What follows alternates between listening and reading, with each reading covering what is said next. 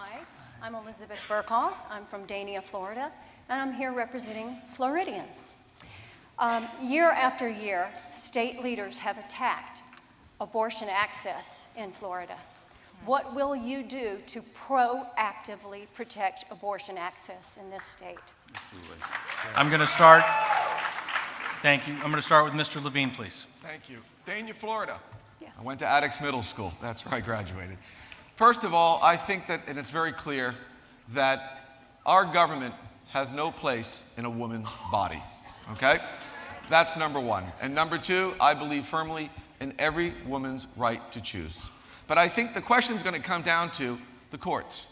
We have three important Florida Supreme Court justices that the next governor of Florida will hopefully have the opportunity to appoint. And we need to make sure that those three judges are fair, they have integrity, they have knowledge of the law, and they allow everybody the opportunity to seek justice. And I think what we've seen with this governor right now is his ability to stack the courts with judges that truly don't think about moving us forward, but think about moving us backwards. So I think it's crucial for us to make sure that we have a judicial branch that understands to respect the rights of all Florida residents.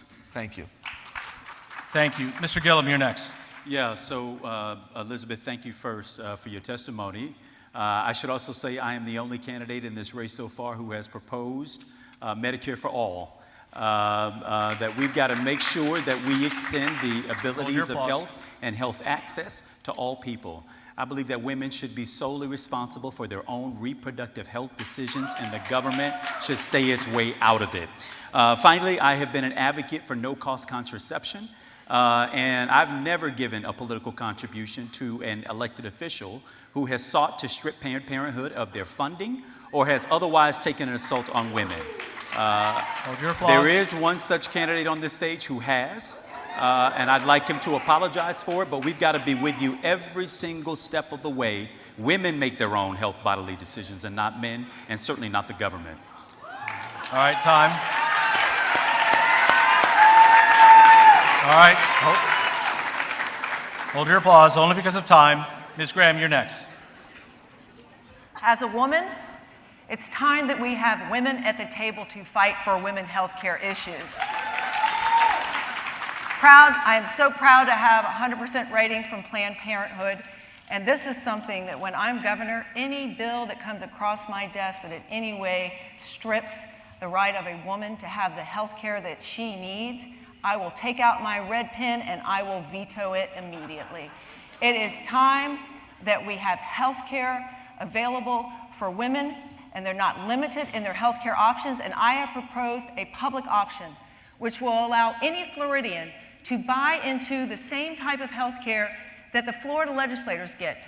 They pay $50 a month to get quality care.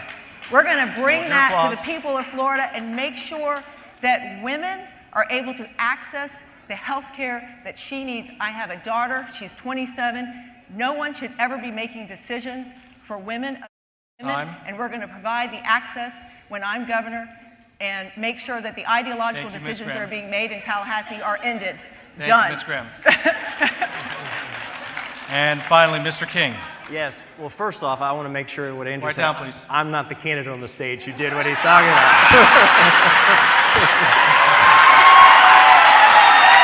Sorry. Quiet down, please. This is taking into my time. Quiet down. All right. I'll be quick. Quiet down, please. Number one, we have to fight every attempt to criminalize abortion. I believe pro-choice. I will stand up for access to contraception and health care for all women. I would support Medicaid expansion. It's a huge part. But I'll end with this. You know, it's more important. We've had a toxic culture towards women in Tallahassee, particularly during this last session. And I think the next governor sets an example. At a women's march recently, I was up speaking, talking about the power and role of this moment. I looked down at my 9-year-old daughter, Mary Grace, who we're hoping is picking up on this, and she's just discovered Harry Potter. I'm talking about the power of women. She's holding up a sign that says, "Without Hermione, Harry Potter would have died in book 1, #girl power." Thank you. Thank you, Mr. King. So at the end of the day, all this is about is girl power. #. Mr. King, thank you. Thank you.